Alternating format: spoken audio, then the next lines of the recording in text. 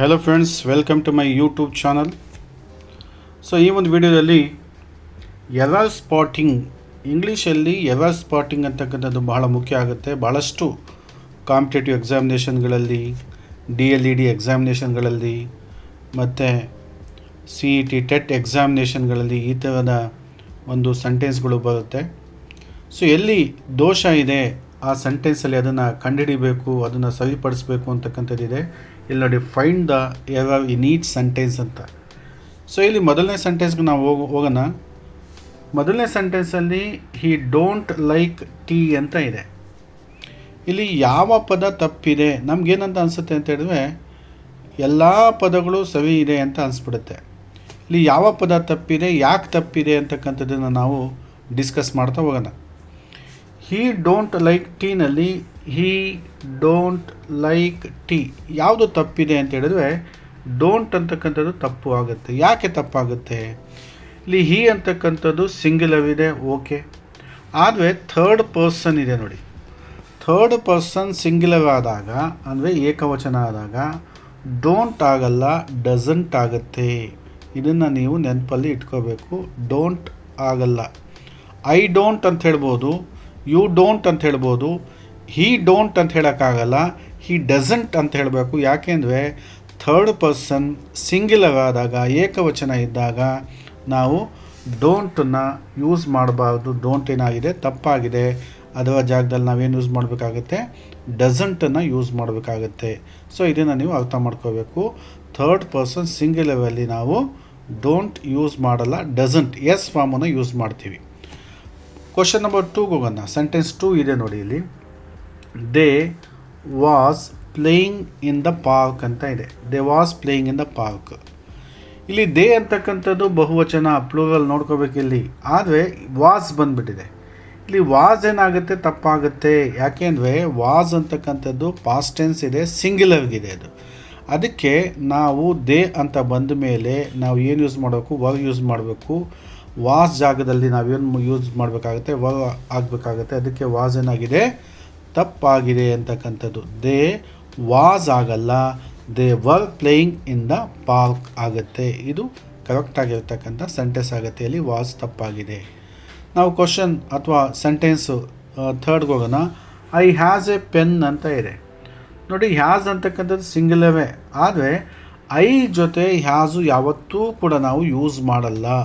I ಜೊತೆ ನಾವು ಏನು ಯೂಸ್ ಮಾಡ್ತೀವಿ, have. I have a pen. ಹ್ಯಾಸನ್ನು ಯೂಸ್ ಮಾಡಲ್ಲ. ಇಲ್ಲಿ ಐ ಹ್ಯಾಸ್ ಅಂತಕ್ಕಂಥದ್ದು ತಪ್ಪಾಗುತ್ತೆ. ಇದು ಯೂಸೇಜಲ್ಲಿ ಇಲ್ಲ. ಅದಕ್ಕೆ ಐ ಜೊತೆ ನಾವು ಯಾವತ್ತೂ ಕೂಡ ಏನು ಯೂಸ್ ಮಾಡ್ತೀವಿ, ಐ ಹ್ಯಾವನ್ನು ಯೂಸ್ ಮಾಡ್ತೀವಿ. ಹ್ಯಾಸನ್ನು ಯೂಸ್ ಮಾಡೋದಕ್ಕೆ ಹೋಗಲ್ಲ. ಇದನ್ನು ನೀವು ನೆನಪಲ್ಲಿ ಇಟ್ಕೋಬೇಕಾಗುತ್ತೆ. ಹ್ಯಾಸ್ ತಪ್ಪಾಗುತ್ತೆ. ಸಿಂಗ್ಯುಲರ್ ಆದರೂ ಕೂಡ ಐ ಜೊತೆ ನಾವು ಯೂಸೇಜ್ ಕಾರಣದಿಂದ ನಾವೇನು ಮಾಡಲ್ಲ, ಯೂಸ್ ಮಾಡಲ್ಲ. ಹ್ಯಾಸನ್ನು ಯೂಸ್ ಮಾಡಲ್ಲ, ಹ್ಯಾವನ್ನು ನಾವು ಬಳಸ್ತೀವಿ ಅಂತಕ್ಕಂಥದ್ದು. ಇನ್ನು ನೋಡಿ 4ನೇ sentence. She don't know the answer. ಇಲ್ಲಿ ಮತ್ತೆ ಬಂತು ನೋಡಿ. ಹಿ ಡೋಂಟ್ ಬಂತು, ಶಿ ಡೋಂಟ್ ಬಂತು.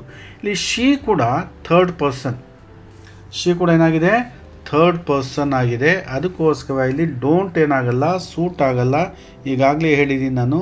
ಇಲ್ಲಿ ಏನನ್ನು ಯೂಸ್ ಮಾಡಬೇಕಾಗತ್ತೆ, ಡಸಂಟ್. ಇಲ್ಲಿ ಡಸಂಟನ್ನು ನಾವೇನು ಮಾಡಬೇಕಾಗತ್ತೆ, ಯೂಸ್ ಮಾಡಬೇಕಾಗತ್ತೆ. ಡೋಂಟ್ ಬದಲು ನಾವೇನು ಯೂಸ್ ಮಾಡಬೇಕು, ಡಸಂಟನ್ನು ಯೂಸ್ ಮಾಡಬೇಕಾಗತ್ತೆ. ಆವಾಗ ಅದು ಸರಿಯಾಗುತ್ತೆ. ಥರ್ಡ್ ಪರ್ಸನ್ ಸಿಂಗ್ಯುಲರಲ್ಲಿ ನಾವು ಎಸ್ ಫಾರ್ಮನ್ನು ಆ್ಯಡ್ ಮಾಡ್ತೀವಿ. ಐ ಡೋಂಟ್ ಅಂತ ಹೇಳ್ತೀವಿ, ಯು ಡೋಂಟ್ ಅಂತ ಹೇಳ್ತೀವಿ. ಹಿ ಅಥವಾ ಶಿ ಬಂದಾಗ ಡಸಂಟನ್ನು ಯೂಸ್ ಮಾಡ್ತೀವಿ. ಇದನ್ನು ನೀವು ನೆನಪಲ್ಲಿ ಇಟ್ಕೋಬೇಕಾಗತ್ತೆ. ಇಲ್ಲಿ ಸೆಂಟೆನ್ಸ್ 5ಗೆ ಬರೋಣ. ವಿ ವಾಸ್ ವೆರಿ ಹ್ಯಾಪಿ ಅಂತ ಇದೆ ನೋಡಿ. V okay, was. ವಿ ಅಂತಕ್ಕಂಥದ್ದು ಬಹುವಚನ, ಪ್ಲೂರಲ್ ಇದೆ. ಇಲ್ಲಿ ಏನು ಬಂದ್ಬಿಡ್ತು, ವಾಸ್ ಬಂದ್ಬಿಡ್ತು. ಅದಕ್ಕೆ ನಾವೇನಾಗಬೇಕು, ಈಗಾಗಲೇ ನಾನು ಹೇಳಿದ್ದೀನಿ, ಬಹುವಚನ ಬಂದರೆ ಪಾಸ್ಟ್ ಟೆನ್ಸಲ್ಲಿ ಏನಾಗುತ್ತೆ, ಅದು ವಿ ವರ್. ಅದಕ್ಕೆ ನಾವು ವಾಸ್ ಜಾಗದಲ್ಲಿ ಏನಾಗಬೇಕು, ವರ್ನ್ ಆಗಬೇಕು. ವಾಸ್ ಏನಾಗುತ್ತೆ, ತಪ್ಪಾಗುತ್ತೆ. ಇದನ್ನು ನೀವು ನೋಡ್ಕೋಬೇಕಾಗತ್ತೆ. ಇದು ಭಾಳಷ್ಟು ಕಾಂಪಿಟೇಟಿವ್ ಎಕ್ಸಾಮ್ಸ್ಗೆ ಏನಾಗುತ್ತೆ, ಯೂಸ್ ಆಗುತ್ತೆ. ಇದು ನೋಡಿ, you are late every day. ಇದು ಭಾಳನೇ ವಿದ್ಯಾರ್ಥಿಗಳಿಗೆ ಏನಾಗುತ್ತೆ, ಸವಿನೇ ಇದೆಯಲ್ಲ ಅಂತ ಅನಿಸುತ್ತೆ. ಯು ಇದೆ, ಆರ್ ಇದೆ, ಆರ್ ಬಂದಿದೆ, ಲೇಟ್ ಬಂದಿದೆ, ಎವ್ರಿ ಡೇ ಬಂದಿದೆ. ಸಮಸ್ಯೆ ಏನು ಅಂತ ಹೇಳಿದ್ವಿ ನೋಡಿ. ಇದು ಎವ್ರಿ ಡೇ.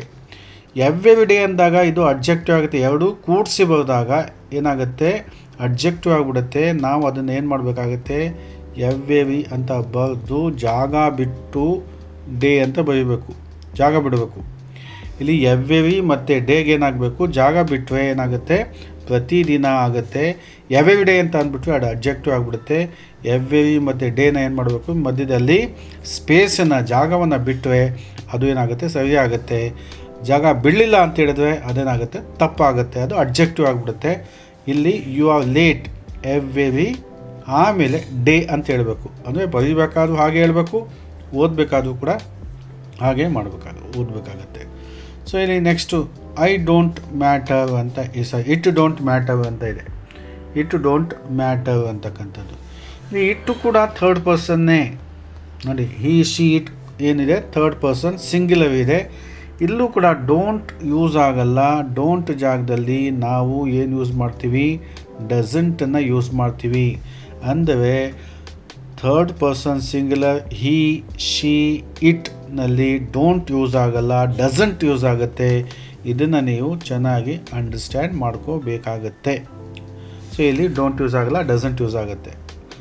8ನೇದು ನೋಡೋಣ. My brother have a bike ಅಂತ ಇದೆ. My brother okay, have a bike. ಇಲ್ಲಿ ಹ್ಯಾವ್ ಸಮಸ್ಯೆ ಇದೆ. ಯಾಕೆ ಅಂತ ಹೇಳಿದ್ರೆ ಮೈ ಬ್ರದರ್ ಅಂದರೆ ಸಿಂಗ್ಯುಲರ್ ಇದೆ. ಈ ಹ್ಯಾವ್ ಬದಲು ನಾವೇನು ಯೂಸ್ ಮಾಡಬೇಕು, ಹ್ಯಾಸನ್ನು ಯೂಸ್ ಮಾಡಬೇಕಾಗತ್ತೆ. ಹ್ಯಾವ್ ಬದಲು ನಾವೇನು ಯೂಸ್ ಮಾಡಬೇಕು, ಹ್ಯಾಸ್. ಸಿಂಗ್ಯುಲರ್ ಇದ್ದಾಗ ಹ್ಯಾಸನ್ನೇ ಬಳಸಬೇಕಾಗುತ್ತೆ. ಇಲ್ಲಿ ಹ್ಯಾಸನ್ನು ಬಳಸಬೇಕು. ಇಲ್ಲಿ ಹ್ಯಾವೇನಾಗಿದೆ, ತಪ್ಪಾಗಿದೆ. My brother has A bike ಅಂತಕ್ಕಂಥದ್ದನ್ನು ಯೂಸ್ ಮಾಡಬೇಕಾಗತ್ತೆ. ಆಮೇಲೆ ಸೆಂಟೆನ್ಸ್ 9 ನೋಡಿ. ದ ಚಿಲ್ಡ್ರನ್ ಈಸ್ ಪ್ಲೇಯಿಂಗ್ ಅಂತ ಇದೆ. ದ ಚಿಲ್ಡ್ರನ್ ಅಂತಕ್ಕಂಥದ್ದು ಯಾವ ಫಾರ್ಮಲ್ಲಿದೆ, ಬಹುವಚನ ಪ್ಲೂರಲಲ್ಲಿದೆ.